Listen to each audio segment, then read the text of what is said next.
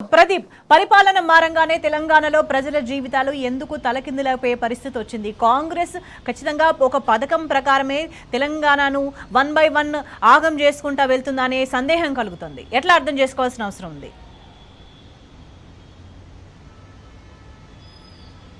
వాస్తవానికి బీఆర్ఎస్ హయాంలో ఏదైతే అమలు చేసినటువంటి స్కీమ్స్ ను యాజ్ గా అమలు చేయాల్సినటువంటి అవసరం ఉండే, కానీ అధికారంలోకి వస్తామా రామా అనే విషయం పక్కన పెట్టి ఆ నోటికొచ్చిన హామీలను అయితే ప్రజలకు ఇచ్చారు.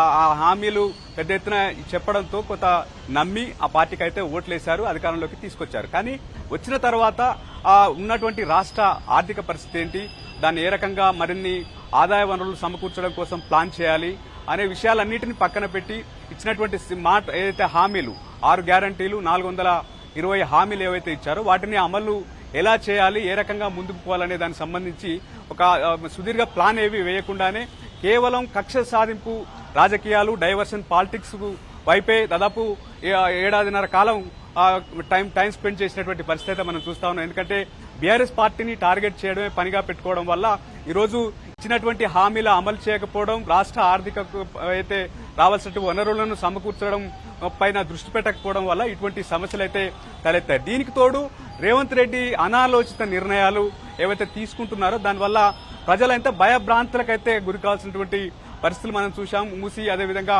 హైడ్రా, లగచర్ల వంటి ఘటనలు కావచ్చు, ఇటీవల కాలంలో యూనివర్సిటీ కంచగచ్చిబౌలి వ్యవహారంలో కావచ్చు, విద్యార్థులు కూడా పెద్ద ఎత్తున ఆందోళనకు గురయ్యారు, నిద్రలేని రాత్రులు అయితే గడిపారు. అయితే ఈ నిర్ణయాల వల్ల సొంత పార్టీ నేతలు కూడా తీవ్ర వ్యతిరేకతంగా ఉన్నటువంటి పరిస్థితి మనం చూస్తా ఉన్నాం. ఎందుకంటే ఒక ప్రజలకు భరోసా ఇవ్వాలి, కాంగ్రెస్ ఇందిరమ్మ రాజ్యం ఇంటింట సౌభాగ్యం అని చెప్పాం, ప్రజాపాలన అని చెప్పాం, కానీ ఆ రకంగా పోవడం లేదు. సోషల్ మీడియా వేదికగా ఎవరైనా ట్వీట్లు పెట్టినా లేదా ఏదైనా విమర్శలు చేసినా వెంటనే రాత్రికి రాత్రి అరెస్టులు చేయడం, అక్రమ కేసులు బనాయించడం వంటి కార్యక్రమాలు జరుగుతున్నాయి. మరోవైపు ఇటువంటి అంశాల వల్ల చాలా మంది మనం చూశాం. హైడ్రా మూసి ఎపిసోడ్ లో చిన్న చిన్న పిల్లలు కూడా పెద్ద ఎత్తున రోడ్డున పడి వారి ఇళ్లు కూల్చుతున్న సందర్భంలో అనేక అయితే ఇబ్బందులు పడ్డటువంటి తీరు, వారు ఏడుస్తూ రేవంత్ రెడ్డి ప్రభుత్వాన్ని, కాంగ్రెస్ ప్రభుత్వాన్ని దూషించినటువంటి తీరు మనం చూశాం. అయితే ఈ అయితే ఇచ్చినటువంటి హామీల మీద ఆయన అంటే రేవంత్ రెడ్డి సర్కారు, ఆయన మంత్రివర్గం దృష్టి పెట్టలేదు. వారి మధ్య సమన్వయ లోపం కొట్టొచ్చినట్టుగా కనిపిస్తా ఉంది. మరోవైపు రేవంత్ రెడ్డి ఏకపక్ష నిర్ణయాల పట్ల మంత్రులు కూడా తీవ్ర అసంతృప్తి వ్యక్తం చేస్తా ఉన్నారు. మరోవైపు ఈయన తీసుకుంటున్నటువంటి నిర్ణయాల వల్ల జరుగుతున్నటువంటి నష్టానికి సంబంధించి కూడా కాంగ్రెస్ అధిష్టానం ఎప్పటికప్పుడు మొట్టికాయలు వేస్తున్నటువంటి తీరు, ఆ తర్వాత దిద్దుబాటు చర్యలకు దిగుతున్నటువంటి విధానం అన్ని గమనిస్తాను. మొత్తానికి ఇచ్చిన వాటి మీద దృష్టి పెట్టకుండా పరిపాలన మీద అధికారం ఇచ్చారు, అధికారాన్ని ఏ రకంగా ప్రజలకు మనం మంచి చేయాలనే దానికి సంబంధించి దృష్టి పెట్టకుండా కేవలం కక్ష సాధింపు రాజకీయాలు, డైవర్షన్ పాలిటిక్స్ పైన దృష్టి పెట్టడం, రెండోది అక్రమ కేసులకు పైన ఎక్కువగా ఫోకస్ చేయడం వల్ల ఇటువంటి సమస్యలు తలెత్తాయనేది పెద్దగా అయితే రాష్ట్ర వ్యాప్తంగా జరుగుతున్నటువంటి చర్చ. ఇప్పటికైనా ఇచ్చినటువంటి హామీల అమలు ఏం చేయాలి, ప్రజలను మనం ప్రభుత్వం తరఫున చేసేది చేయకుండా వారిని ఇబ్బందికి గురి కాకుండా చూడాల్సినటువంటి అవసరం కూడా, వారికి ఒక భరోసా ఇవ్వాల్సినటువంటి అవసరం కూడా రాష్ట్ర ముఖ్యమంత్రి రేవంత్ రెడ్డి పైన ఉంటుంది. కానీ అవేవి చేయడం లేదు. ఇక దీంతో వల్ల సమస్య తలెత్తుందనేది సొంత పార్టీలో జరుగుతున్నటువంటి చర్చ. నేనైతే సీఎం అయ్యాను, తర్వాత ఎటుపోతే నాకేంటి, పార్టీ ఏమైతే నాకేంటి అన్న రీతిలో వ్యవహరిస్తున్నారనేది ప్రధానంగా కాంగ్రెస్ వర్గాల్లో జరుగుతున్నటువంటి చర్చ. ఇప్పటికైనా ప్రజలకు ఇచ్చినటువంటి హామీల అమలు మీద దృష్టి పెట్టకపోవడం మరింత ఇబ్బంది తలెత్తుందనేది ప్రధానంగా జరుగుతున్నటువంటి చర్చ. రాష్ట్ర వ్యాప్తంగా ఇప్పటికే కాంగ్రెస్ ప్రభుత్వం పైన తీవ్ర వ్యతిరేకత ఉంది. అందు కారణంగానే లోకల్ బాడీ ఎన్నికలు అయితే పోటీ చేయడానికి అంటే ఎన్నికలు పెట్టడానికి ప్రభుత్వం ముందుకు రాకపోవడానికి ప్రధాన కారణం కూడా అదే అంటున్నారు. ఇప్పటికే గ్రాడ్యుయేట్ లో ఉన్నటువంటి వ్యతిరేకత, ఇటీవల జరిగినటువంటి ఎమ్మెల్సీ ఎన్నికల్లో ప్రజలు తీర్పునిచ్చినటువంటి పరిస్థితులు మనం చూస్తా ఉన్నాం. ఏదేమైనా ఇప్పటికైనా ఇచ్చినటువంటి హామీలు, అటు ఉద్యోగులు హ్యాపీగా లేరు, నిరుద్యోగులు హ్యాపీగా లేరు, ప్రజలెవరు, రైతులెవరు సంతోషంగా లేనటువంటి పరిస్థితులు మనం చూస్తా ఉన్నాం. అతి తక్కువ కాలంలో రేవంత్ రెడ్డి ప్రభుత్వానికి తీవ్ర వ్యతిరేకత మూటగట్టుకున్నటువంటి పరిస్థితులు అయితే మనం చూస్తున్నాం. గతంలో ఏ ప్రభుత్వం ఈ స్థాయిలో వ్యతిరేకతనైతే మూటగట్టుకోలేదనేది ప్రధానంగా జరుగుతున్నటువంటి చర్చ.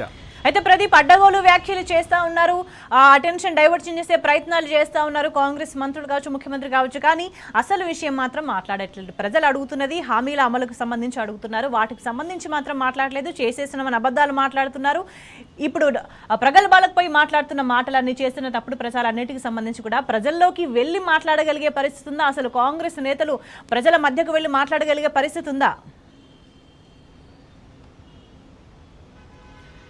వాస్తవానికి రేవంత్ రెడ్డి ముఖ్యమంత్రి అయిన తర్వాత ఆయన భాష తీరులో చాలా మార్పులు రావాల్సినటువంటి అవసరం అయితే ఉండే. ఎందుకంటే ప్రతిపక్షంలో ఆవేశంగా మాట్లాడితే అర్థం ఉంటుంది, రెండోది రెచ్చగొట్టే ప్రసంగాలు చేసే అవకాశం ఉంటుంది, చేస్తారు కూడా. ప్రజలను రెచ్చగొట్టడానికి అనేక రూపకంలో ప్రతిపక్షంలో ఉన్న సందర్భంలో నేతలు మాట్లాడే విధానం వేరే ఉంటుంది. కానీ అధికారంలోకి వచ్చిన తర్వాత భాష పూర్తిగా మారాల్సినటువంటి అవసరం ఉంటుంది. కానీ రేవంత్ రెడ్డి భాష ఏదైతే మాట్లాడుతున్నటువంటి భాషకు సంబంధించి తీవ్ర చర్చ అయితే ఉంది. ఎందుకంటే ఆయన పేగులు మేడకేసుకుంటామనడం కావచ్చు, లేదా కనుగుడ్లు బీక్తామని కావచ్చు, లేక అనేక భాష అదే గతంలో ఏ రకమైనటువంటి భాష వాడారో ముఖ్యమంత్రి అయినాక కూడా అంతకంటే రెట్టింపు స్థాయిలోనే భాష వాడుతున్నారు. దానివల్ల కొంత నష్టం జరుగుతుంది.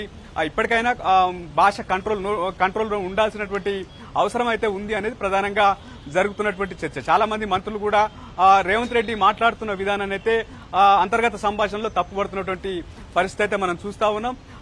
ఆ భాష వల్ల కూడా చాలా ఇబ్బందులు తలెత్తున్నాయి. ఎందుకంటే రాష్ట్రంలో అనేక సమస్యలు వచ్చినటువంటి ఆర్థిక ఇబ్బందులు కావచ్చు, లేదా ఇతర పార్టీల నుంచి వచ్చేటువంటి విమర్శలు కావచ్చు, లేదా తీసుకుంటున్న నిర్ణయాల వల్ల ప్రజల నుంచి వస్తున్నటువంటి వ్యతిరేకత వల్ల ఆ భాషను ఆయన ఇరిటేట్ అయ్యి ఏదైతే మాట్లాడుతున్నారు అన్నటువంటి చర్చ అయితే ఉంది.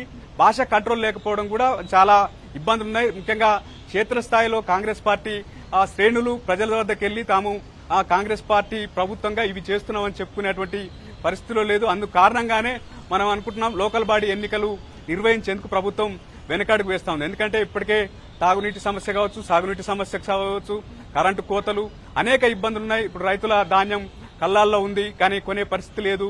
అనేక ఇబ్బందులు అయితే ఎదుర్కొంటున్నటువంటి పరిస్థితి చూస్తా ఉన్నాం. మనం గతం ఏదైతే ఉమ్మడి రాష్ట్రంలో కాంగ్రెస్ ప్రభుత్వం హయాంలో ఎటువంటి రైతులు ఇబ్బందులు ఎదుర్కొన్నారో ప్రస్తుతం ఇప్పుడు అవే పరిణామాలు పునరావృతమైనటువంటి పరిస్థితులు కూడా మనం చూస్తాం. ఎందుకంటే ఏదైతే విత్తనాలు కావచ్చు, లేదా ఎరువులకు సంబంధించి రైతులు అయితే క్యూ లైన్ లో నిలబడేటువంటి పరిస్థితి కావచ్చు, లేదా చెప్పులు ఆ క్యూ లైన్ లో పెట్టినటువంటి విధానం కావచ్చు, లేదా ధాన్యం కొనుగోలు సంబంధించి వడగండ్ల వాన ఒకవైపు వస్తా ఉంది. వడగండ్ల వాన వల్ల పంటలు నష్టపోయాయి. మరోవైపు ఏదైతే ఐకేపీ సెంటర్లలో ఏదైతే వడ్లు కొనుగోలు ఏదైతే ఉన్నాయో ఆ కొనుగోలుకు సంబంధించి కూడా ఇబ్బందులు ఉన్నటువంటి పరిస్థితి. ఇవన్నిటినీ కనీసం మంత్రులు గాని ఎమ్మెల్యేలు గాని అడ్రస్ చేయడం లేదు. దీనివల్ల ప్రజల వద్దకు కాంగ్రెస్ పార్టీ శ్రేణులు వెళ్లి వారిని ఓదార్చే పరిస్థితి లేదనేది ప్రధానంగా ఉన్నటువంటి చర్చ.